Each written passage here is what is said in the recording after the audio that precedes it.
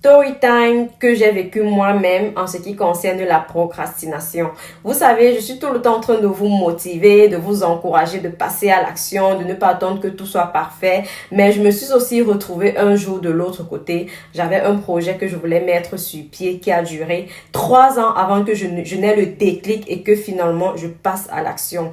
Donc je vous dis tout, mais avant, générique.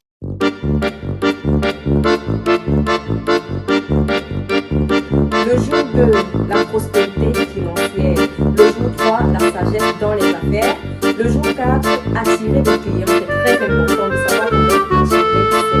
Okay?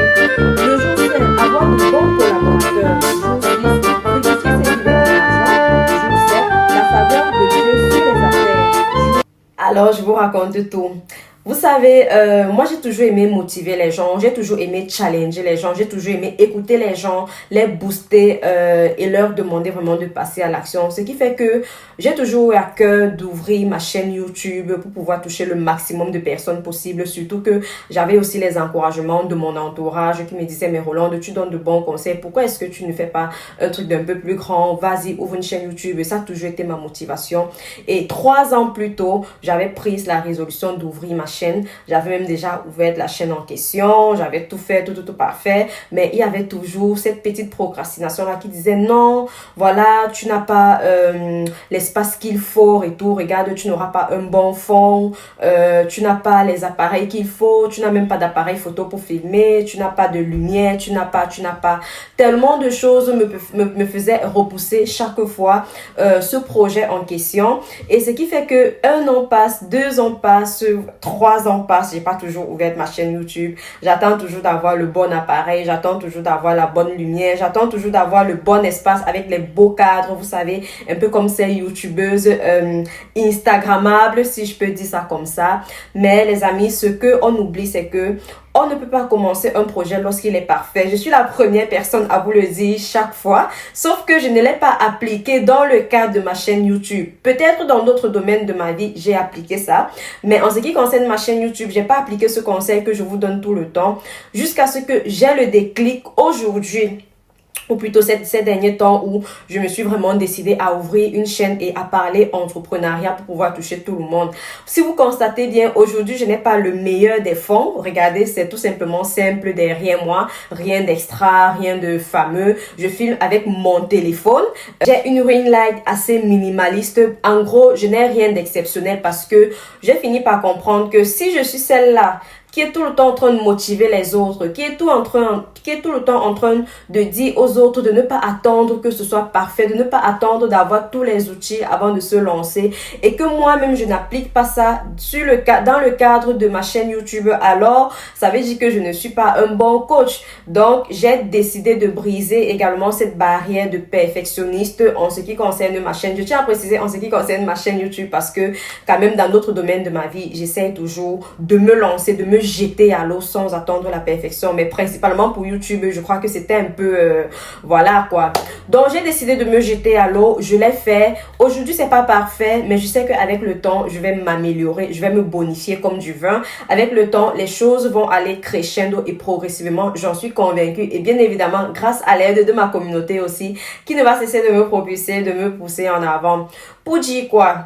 Quand on veut se lancer dans un projet, les amis, allons-y, jetons-nous. On doit s'en foutre de ce que les autres font. Oui, peut-être l'autre a commencé directement de façon parfaite. Peut-être elle avait déjà le dernier appareil, l'appareil dernier cri. Elle avait déjà une ring light parfaite. Ou bien elle avait un espace adéquat. Mais tu n'es pas l'autre. Tu es toi. Chacun a son évolution. Chacun avance à son rythme. Si l'autre a commencé d'un coup, toi, tu ne vas pas forcément commencer d'un coup. C'est peut-être après 1 an que tu auras les résultats que l'autre a eu 1 an plus tôt. Donc, ne nous comparons pas toujours à ce que nous voyons sur les réseaux sociaux. Je sais que ça a tendance à nous influencer, ça a tendance à nous remettre en question, mais quand il s'agit des projets, quand il s'agit de se lancer dans l'entrepreneuriat, assurons-nous tout simplement de prendre les bonnes décisions. Une fois que tu es convaincu que la décision que tu as prise est la meilleure pour toi, alors fonce, passe à l'action, n'attends pas que tout soit parfait. Et je suis sûre d'une chose, c'est que tu seras tellement fière et extrêmement contente de toi. Encore même, ce qui est encore meilleur dans ça, c'est que Quand plus tard, tu vois ton évolution, tu vois où tu as commencé et où tu es en train d'arriver, tu es ébloui, tu es même tu es rempli d'émotions parce que tu me dis, mais j'ai commencé avec ça et aujourd'hui, je suis à ce niveau-ci. Je crois que ça te donne encore une certaine belle énergie, une certaine rage de réussir davantage dans la vie. C'est valable vraiment pour tout le monde. Je tiens aussi à vous rappeler que je me suis beaucoup inspirée de mon livre que j'ai écrit 31 jours de déclaration puissante pour élever son business. Avant tout, je reste un être humain. Je peux avoir aussi des petits moments peut-être de découragement, des petits moments de procrastination, mais je me documente toujours avec mon livre et d'autres documents que j'utilise pour pouvoir toujours avoir un mindset de gagnant, un mindset de personne qui veut réussir, de personne qui veut aller de l'avant sans toutefois remettre à demain ce qu'elle pourrait accomplir aujourd'hui. Ce qui veut dire quoi? Ce qui veut dire que si c'est que vous n'avez pas l'habitude de lire, les amis, je vous garantis une chose, la lecture, ça aide énormément. Lire, se documenter, que ce soit dans le domaine dans lequel vous excellez ou bien dans lequel vous voulez exceller ou bien dans des documents qui vont vous motiver. Les amis, c'est tout simplement incroyable parce que ça va vous aider à être la meilleure version de vous-même. Je vous rappelle encore cette phrase. Lorsqu'on veut être riche, on doit faire ce qu'on n'aime pas faire dans notre vie. Lorsqu'on veut réussir dans la vie, lorsqu'on veut se considérer comme des leaders, on doit sortir de notre zone de confort. Tu n'aimes pas la lecture, mais tu as besoin de la lecture pour évoluer. Tu as besoin de te documenter, d'apprendre davantage. Tu as besoin de te former. Alors fais-le parce que cette formation, cette lecture-là vont t'aider à être ta meilleure version. Donc commence déjà à recenser tout ce que tu n'aimes pas faire.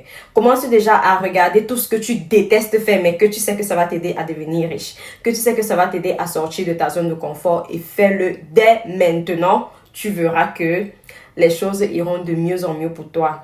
Les amis, jetons-nous à l'eau, lançons-nous dans l'entrepreneuriat. L'entrepreneuriat, c'est l'avenir. N'attendez pas que tout soit parfait et passez à l'action. J'en ai terminé. Si cette vidéo vous a plu, je vous invite vraiment à la liker, à la partager à vos proches. Aidez-moi à grandir dans ma chaîne, je serai très ravie. Et surtout, commentez également dans la vidéo. Si vous avez besoin d'un accompagnement particulier, n'hésitez pas également à me faire savoir. Merci.